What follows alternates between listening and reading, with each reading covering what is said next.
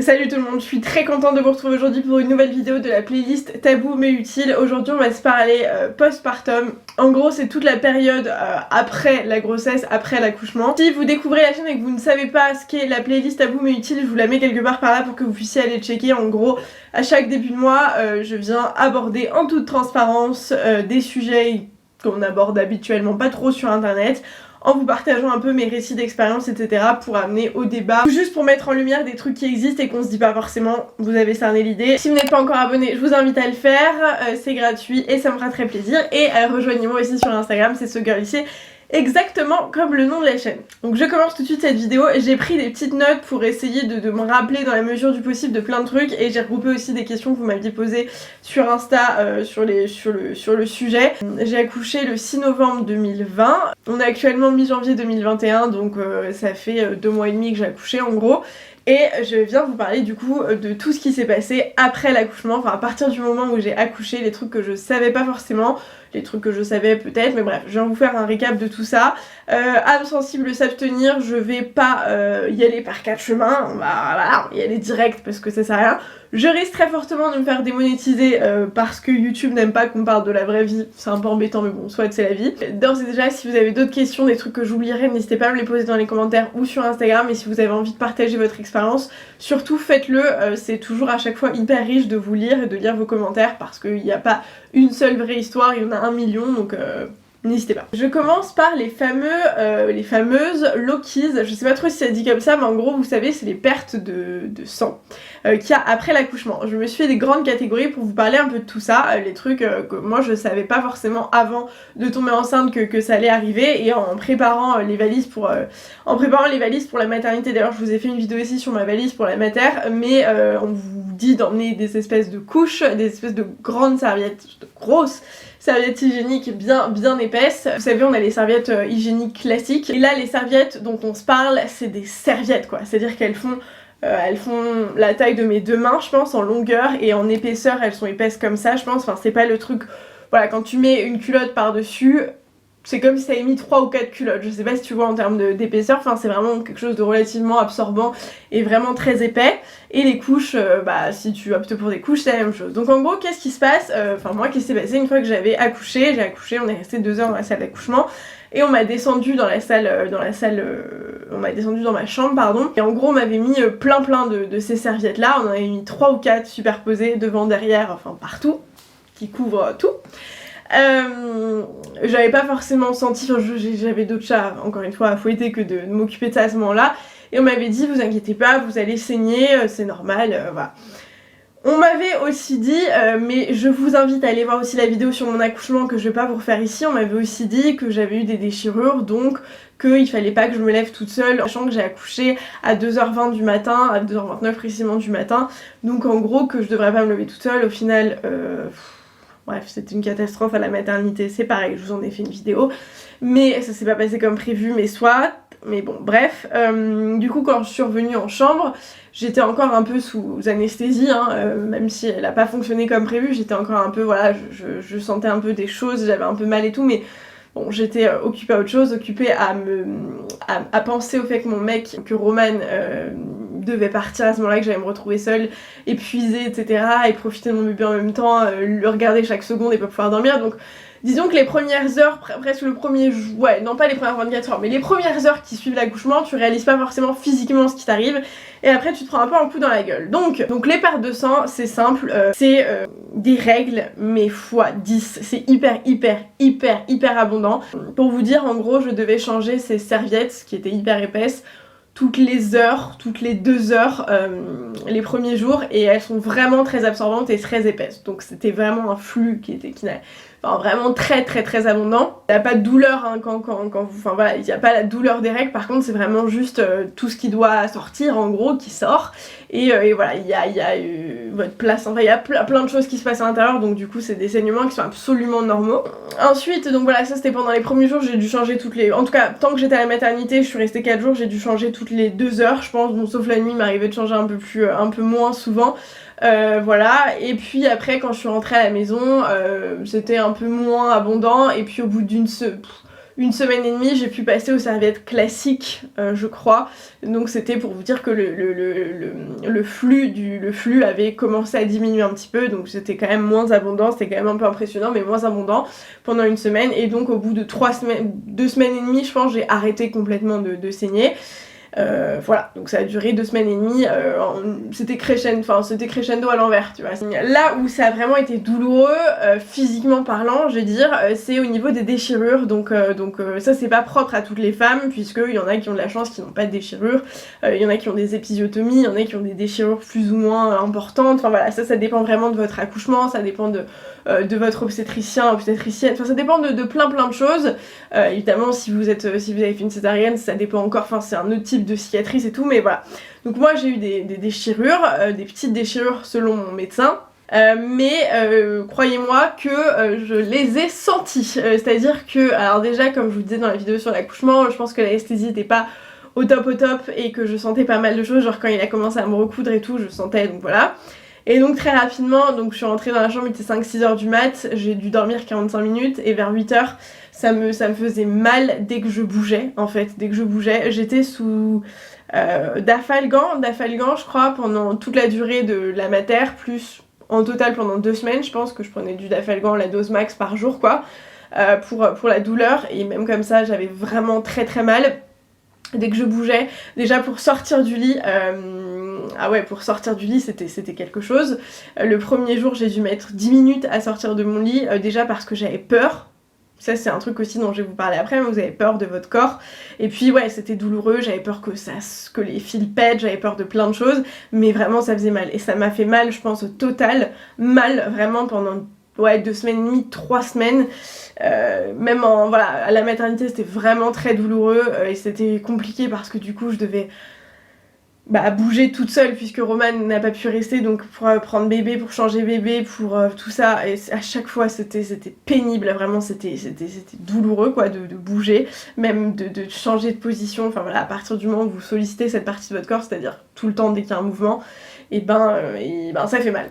Au niveau de la sensation, c'est comme c'est des déchirures, donc fatalement c'est une grosse coupure quoi en gros, donc ça pique, voilà. Et sur la partie des déchirures, il y avait du coup on venait me contrôler mes déchirures, on est venu les contrôler 2 fois sur 4 jours je pense, pour s'assurer que les points n'étaient pas n'étaient pas mal faits, qu'il n'y avait pas de la peau dans les points ou j'en sais rien, que ça cicatrisait correctement, que ça saignait pas, enfin bref, on venait vérifier tout ça. Moi j'ai jamais vu mes déchirures avant de rentrer à la maison, mais voilà, on venait vérifier. Puis quand je suis rentrée à la maison, j'ai une sage-femme qui est venue à domicile pendant les 2 premières semaines, 2 fois par semaine je crois, pour vérifier bébé, pour vérifier mes points aussi, pour vérifier que donc ça cicatrisait bien, c'était des points qui se résorbaient tout seuls, donc là-dessus c'est chouette parce que je me serais pas vue devoir les faire enlever, ça c'est aussi une douleur en plus, voilà, moi c'est des trucs qui tombaient entre guillemets tout seuls, donc on vérifiait, bon j'ai eu la chance, tout a très bien cicatrisé, il n'y a pas eu de problème et ça s'est très bien passé. Mais voilà, c'était vraiment douloureux. Déjà, je pense qu'avec ou sans ça, j'aurais eu cette sensation, mais ce truc dont il faut qu'on se parle, de la peur de manière générale, la peur de tout faire après l'accouchement. La peur comme si votre corps n'était pas votre corps, ça c'est un vrai truc qui existe vraiment. J'avais peur de faire pipi, j'ai eu très peur de faire pipi la première fois, puisque j'étais sous sonde urinaire pendant mon accouchement, et vous avez des espèces d'a priori dans la tête, vous savez qu'il s'est passé un truc à cet endroit-là, et que potentiellement ça sera plus pareil, comme si ça vous appartenait plus, je sais pas, il se passe un truc qui est psychologiquement très étrange et même physiquement qui est un peu étrange. Au final je suis allée faire pipi une fois et après tu t'habitues, mais par exemple il faut aussi qu'on s'en parle, donc comme j'avais des déchirures, je pouvais pas me nettoyer comme d'habitude entre guillemets, donc quand je faisais pipi j'avais toujours en fait on m'a conseillé d'avoir un spray d'eau thermale. Vous savez, les sprays d'eau quoi, vous pouvez aussi avoir une bassine avec de l'eau ou machin, moi je trouvais le spray très bien au final, et en gros il faut que je nettoie à chaque fois avec le spray, frais un peu, et voilà, à chaque fois, donc il faut toujours y penser, c'est un truc qui sort un peu du commun. Et ça fait une sensation un peu bizarre, c'est pareil, j'avais peur que le spray soit trop violent, je me disais mais imagine, non au final ça fait rien, mais c'est juste bizarre de changer d'habitude. Et donc ouais, j'avais peur, même je me disais imagine si mon pipi touche quoi que ce soit, enfin ouais, j'étais vraiment, encore une fois c'est vraiment son tabou, mais j'étais vraiment en mode pas à l'aise, je me disais mais qu'est-ce qui va se passer, j'avais peur de choper des infections, enfin j'avais peur un peu pour tout et rien, bon au final tu le fais, t'as pas le choix de toute façon, et voilà. Et puis, faut qu'on s'en parle aussi, du coup là c'est plus fort si, c'est toujours lié aux déchirures, toujours lié aux déchirures, et même de manière générale, j'avais peur d'aller à la selle, d'aller faire popo quoi, soyons honnêtes. Et ça c'est un truc, donc on vous pose la question quasiment tous les jours, est-ce que vous avez fait, est-ce que vous êtes allé faire vos besoins, est-ce que machin, c'est hyper important, je sais plus, j'avais lu sur internet du coup, parce que je me faisais tellement chier à ma terre que j'avais eu le temps de regarder toutes ces questions là, mais c'est important parce que ça peut être déréglé, il peut y avoir un truc bloqué, un truc ou je sais pas quoi, donc c'est important, et je crois qu'on peut pas vous laisser sortir si vous n'êtes pas allé faire vos besoins. Donc moi, la première fois, je pense que c'était le deuxième jour peut-être, où j'ai dû aller, c'était l'heure, j'étais comme ça. J'ai lu tous les trucs sur internet, je me disais, genre, pour avoir des témoignages, savoir si ça faisait mal, qu'est-ce qui se passait et tout, vraiment, je flippais. J'avais peur de tout, enfin, on va se mentir, j'avais peur que tout pète, j'étais terrorisée, alors que c'est hyper naturel et c'est un peu comme pipi, vous pouvez pas faire autrement, donc il va bien falloir y aller à un moment donné. J'avais hyper peur. Donc j'y suis allée, mais vraiment, j'ai attendu le dernier moment et j'ai mis, je sais pas, 20 minutes. J'étais stressée, je transpirais, Ah bon, qu'on se dise des choses, j'étais vraiment, mais vraiment pas à l'aise du tout, j'avais trop peur. J'avais peur d'avoir une douleur insoutenable et de rien pouvoir faire, j'avais peur qu'il y ait un truc qui se passe mal. Bon, au final, ça s'est bien passé aussi, mais vraiment, ça fait peur.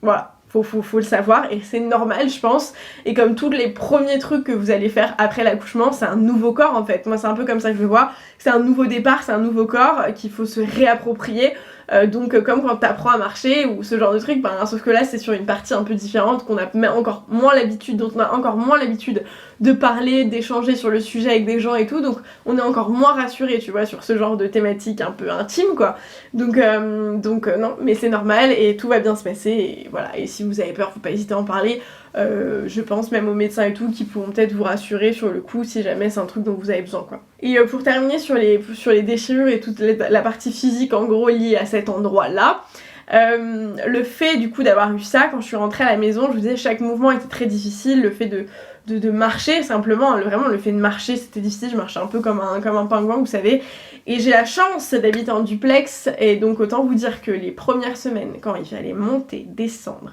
c'était compliqué. Bon, le lit est haut, on a changé de matelas, le matelas est haut. Quand il fallait descendre du lit, c'était compliqué. Donc il faut anticiper tout ça, il faut y penser. Et si avant de rentrer à la maison, machin, vous pouvez faire des petits ajustements au cas où il vous arrive ça, pour éviter d'avoir à faire trop d'efforts, éviter de souffrir pour rien, parce que vous verrez que...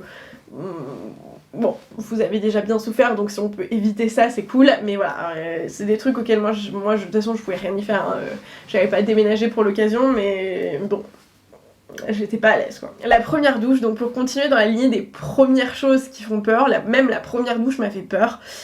Comme j'étais toute seule et que Roman a dû partir, que c'était en pleine nuit, que j'étais fatiguée, qu'on m'a dit de ne pas sortir de mon lit, tout ça, je me suis pas lavée, j'ai accouché à 2h29 du matin, je suis rentrée dans ma chambre, il était 5h30 du matin. Je me suis lavée pour la première fois quand Roman est revenu nous visiter 1h à 14h je crois le lendemain. Donc une dizaine d'heures quoi, enfin un peu plus de 10 heures après avoir accouché. Croyez-moi que quand tu accouches tu te sens... t'es pas au top de ton sex appeal, tu transpires, tu donnes tout, enfin ouais, c'est un effort physique qui est considérable, et il se passe plein de trucs, et voilà, tu saignes, il se passe plein de trucs, t'as envie de te laver, et j'ai pas pu me laver avant. Donc quand Roman est venu, j'en ai profité pour aller me laver, j'ai mis 15 minutes à aller à la salle de bain qui était à 1 mètre, et même là encore j'avais peur de mettre le jet d'eau, j'avais peur qu'il y ait de l'eau qui touche cette partie là, j'avais peur de regarder mon corps, j'avais peur de tout, et ça c'est un truc, pour moi c'était hyper important d'en parler, puisque ouais, j'avais l'impression d'être une nouvelle personne que je découvrais totalement, et j'avais pas le droit presque de faire tout ça, ouais, vraiment comme si je m'appartenais plus à moi-même, même me laver partout, hein, je veux dire, pas que à l'endroit que vous imaginez, même toucher mon ventre qui était devenu, qui était presque toujours aussi gros, mais juste un peu plus vide. Le premier jour, on sent pas vraiment encore une énorme différence. Je vous mettrai des petites photos à l'appui si vous voulez, mais ouais, tout est très étrange. J'avais peur de la sensation de l'eau chaude ou de l'eau trop froide, j'avais peur de tout, j'avais peur après de me sécher, j'avais peur que le tissu de la serviette me touche à cet endroit-là. J'étais pas à l'aise, mais encore une fois passée la première, ça va mieux, la deuxième, la troisième, tu te réhabitues. C'est vraiment des habitudes à reprendre quoi. Un truc très sympa dont il faut qu'on parle aussi, c'est le deuxième et troisième jour. Ça, heureusement, la sage-femme, le premier jour me l'avait dit, une des sages-femmes était venue me voir en me disant ça va, vous avez pas trop de gaz. J'étais en mode non, ça va, ça se passe bien. Deuxième jour, je peux vous dire que j'ai compris pourquoi elle m'avait posé la question. Alors je sais plus, elle m'a expliqué, c'est parce qu'en gros bah, tout est en train de reprendre sa place, tout est... Bon, il se passe un truc là-dedans, vous imaginez bien, il y avait un bébé de 3,8 kg dans mon ventre qui prenait une place monstrueuse, mes organes étaient là, et là d'un coup, bon bah il y a tout qui va redescendre, il se passe plein de choses. Alors, j'ai pas compris d'où ça venait, mais vraiment, pendant 24 heures, donc deuxième et troisième jour je crois, incontrôlable, c'est tout seul, c'était la symphonie, c'était la 10e symphonie pour le coup.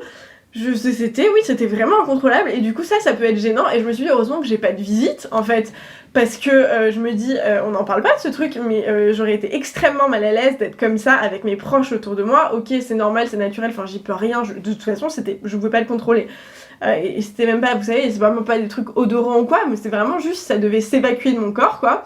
Sauf que bon, ça peut être un peu gênant, donc j'étais un peu surprise là-dessus, donc bon à savoir, si jamais vous avez la chance d'accoucher hors coronavirus et que vous voulez, que vous acceptez les visites, etc., bah pensez-y et soyez pas surprise, ça peut arriver. On va se parler des émotions et des sentiments juste après l'accouchement. Là, pendant les jours qui ont suivi, pour X ou Y raison, ça a été l'ascenseur émotionnel. J'étais triste, heureuse, en colère, même pour des vraies raisons, hein, parce que comme ce qui s'est passé avec Roman, la maternité, plein de trucs, on a mal été pris en charge, ensuite Sandro, ils nous ont dit qu'il y avait un problème et machin et tout, bref, et en même temps le bonheur de le découvrir et je pouvais pas m'arrêter de le regarder, j'étais émerveillée. Il y avait 1 million d'émotions en même temps, et puis la chute d'hormones et tout, j'ai pleuré très souvent, très souvent, de joie, plus que de tristesse, à part le premier jour où j'étais en PLS de tristesse parce que j'avais pas envie que Roman parte, et à chaque fois qu'il partait de la mater, je pleurais, mais voilà. Et puis après, en rentrant à la maison, c'est pareil, il m'arrivait de pleurnicher un petit peu pour un oui, pour un non. Ouais, voilà, j'étais en tout cas moi carrément plus sensible. Pas à outrance, j'étais pas non plus le cliché de la meuf, tu vas lui dire bonjour, elle va pleurer, c'était pas non plus ça, c'était voilà, dès qu'il y avait un truc qui se passait, c'était un peu décuplé, donc j'avais tendance à me laisser plus facilement aller, entre guillemets. Et voilà, ça a duré, je pense 2 semaines là-dessus, mais au final pour moi c'était plutôt chouette puisque c'était plutôt des trucs positifs quoi. Pour rebondir du coup, je sais qu'il y en a beaucoup qui parlent du baby blues, je vous en ai parlé dans la vidéo que j'ai faite il y a pas longtemps, une espèce dans mon chit chat essayage que je fais il y a pas longtemps. Moi j'ai eu de la chance, j'ai pas fait de baby blues donc je vais pas pouvoir vous en parler dans cette vidéo, mais sachez que c'est absolument normal, si jamais ça vous arrive ou que ça arrive à vos proches, c'est absolument normal. Il y a plein de ressources sur internet que vous pourrez trouver qui vous détailleront le sujet. Si jamais c'est un truc qui vous intéresse, n'hésitez pas à aller vous renseigner, mais c'est vraiment normal quoi. Il y a un truc qui vous intéresse beaucoup aussi, c'est la question du ham-ham. Est-ce que c'est vrai qu'on n'a plus du tout de libido? Est-ce qu'on a peur, les douleurs, envie, risque, etc. etc. Alors avec la question de la libido, c'est encore une fois ce sujet est vraiment spécifique à chacun, mais vous vouliez en parler donc on va en parler. Moi ça a été totalement l'inverse, alors pendant ma grossesse, et on vous en avait parlé aussi même avec Roman, hein, c'était pas du tout un sujet d'actualité. Donc ça faisait un petit moment et j'ai accouché et dès que je suis rentrée à la maison il y a un truc qui est revenu et vraiment qui est revenu à fond. Donc là j'étais trop contente, j'avais trop peur, je me disais j'ai pas envie de me perdre en tant que femme, en tant que couple, enfin voilà, vous connaissez les trucs habituels, et il y a un truc qui est revenu direct et donc j'étais hyper soulagée, vraiment je m'attendais pas du tout à ça. Par contre, encore une fois, très peur, d'autant plus parce que j'avais des déchirures, donc j'ai pris aucun risque avant de retourner voir mon gynéco 1 mois après. Il y avait l'envie, il y avait le désir et tout, donc j'étais trop rassurée de ressentir ça, enfin vraiment ça m'a fait plaisir, même pour nous deux, de pouvoir se dire qu'on allait pas finir déjà vieux couple parce qu'on avait eu notre premier enfant mais que finalement ça changeait rien. Donc j'étais hyper rassurée, mais voilà, je sais que ça peut varier. Il y en a plein, c'est totalement l'inverse, enfin voilà, ça varie. Et puis voilà, après moi j'ai eu vraiment, j'avais peur, donc j'ai vu mon médecin en décembre qui a revérifié et il m'a dit tout va bien, donc en gros faites ce que vous voulez, juste faites attention au retour de couche.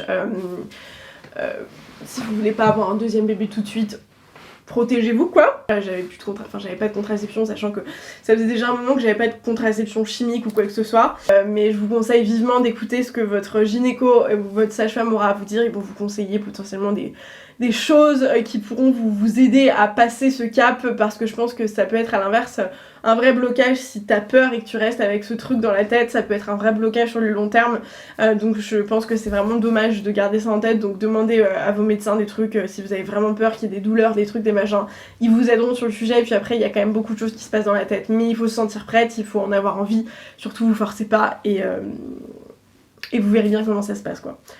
Et du coup, comme je vous disais, retour de couche, la contraception, etc. Alors moi, donc encore une fois, ça dépend de chaque femme. Très souvent, les femmes qui allaitent, ça arrive vraiment longtemps après.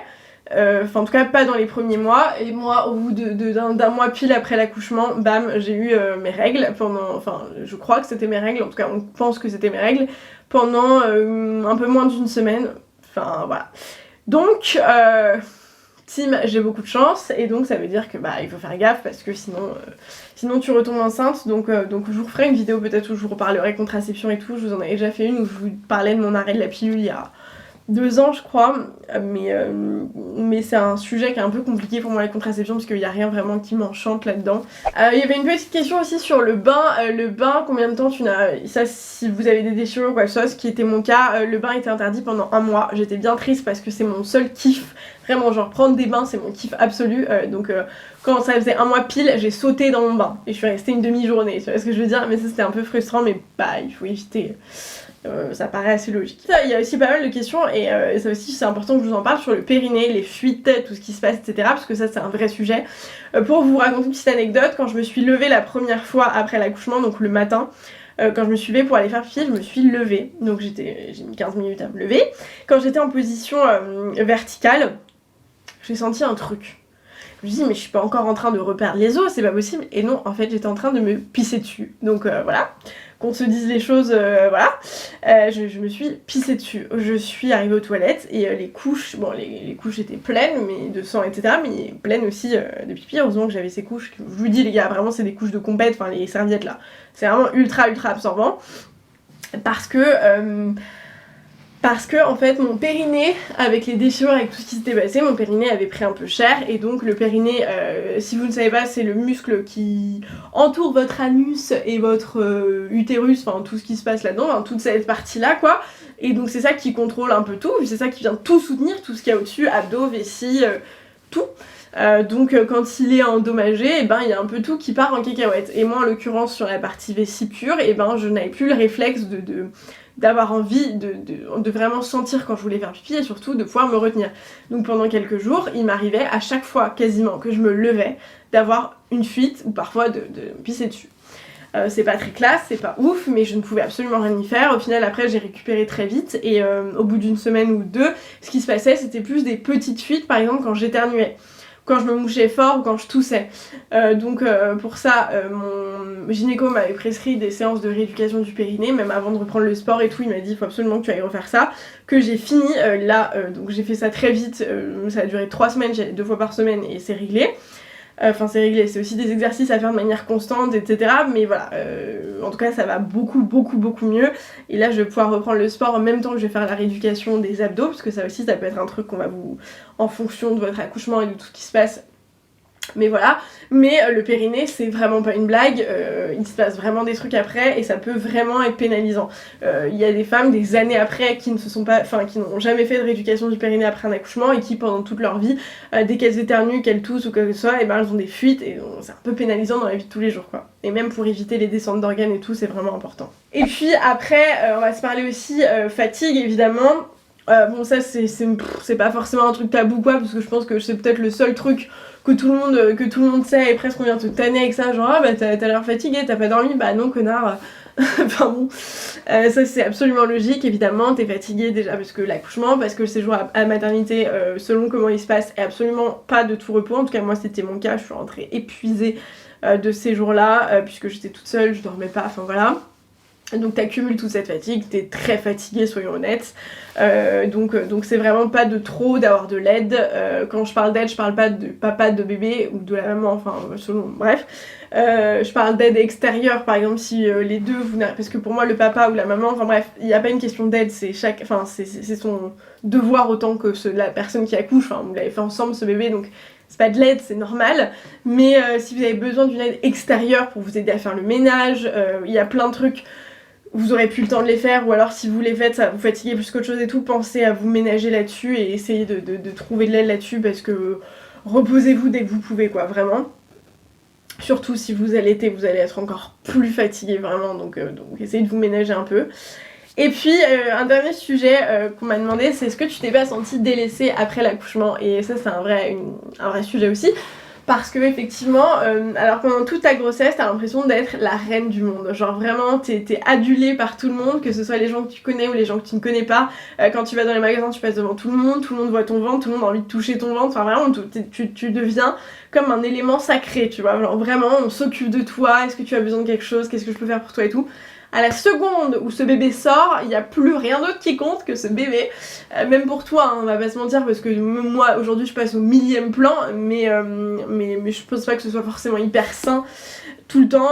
En tout cas, surtout après un événement pareil, je vais pas vous mentir, c'est vraiment une épreuve d'accoucher. Hein. C'est physiquement, psychologiquement, émotionnellement, c'est une épreuve.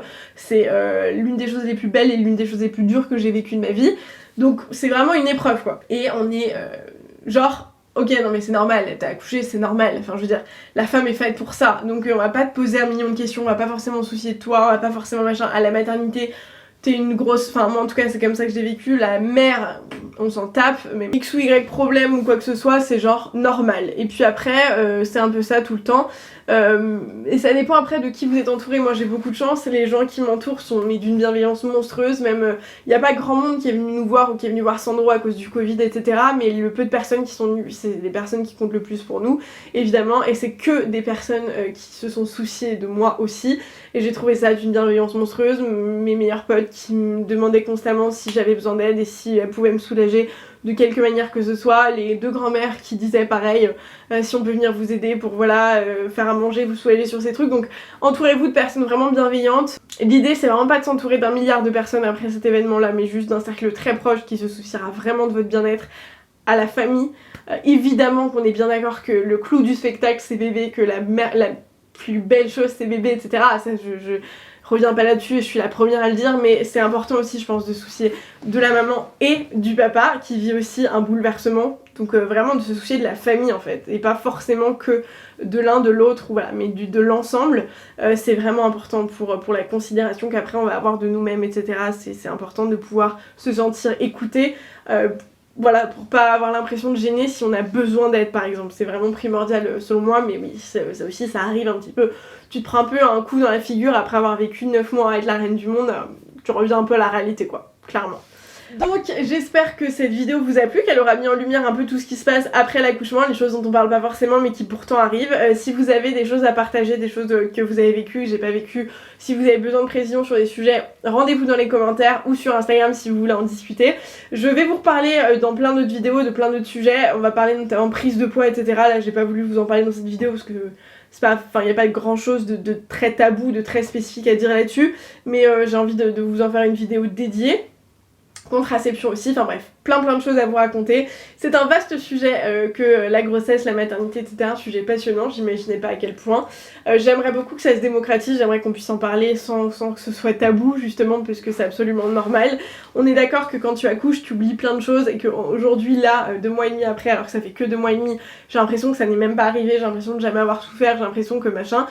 Mais je pense que c'est important quand même de se le dire parce que quand tu passes par là, quand tu vis ce moment, tu as l'impression que ça ne terminera jamais, que c'est la pire souffrance, que machin, et que tu t'en sortiras pas, alors que si, tout finit par passer, et c'est important pour ça d'en parler. Si cette vidéo vous a plu, n'hésitez pas à mettre un like. Si vous avez d'autres sujets de vidéos que vous aimeriez voir dans la playlist Tabou mais utile qui concerne tout et n'importe quoi, pas que la maternité, surtout pas que la maternité d'ailleurs, parce que j'ai envie de... Enfin, je parle de plein de choses sur ma chaîne, n'hésitez pas aussi à les mettre dans les commentaires, et je réfléchirai au sujet, à voir ce que j'ai à vous raconter ou pas. Je vous laisse, je vous invite aussi à vous abonner si ça n'est pas déjà fait. Je vous fais plein de bisous, je vous retrouve dans une prochaine vidéo. Ciao!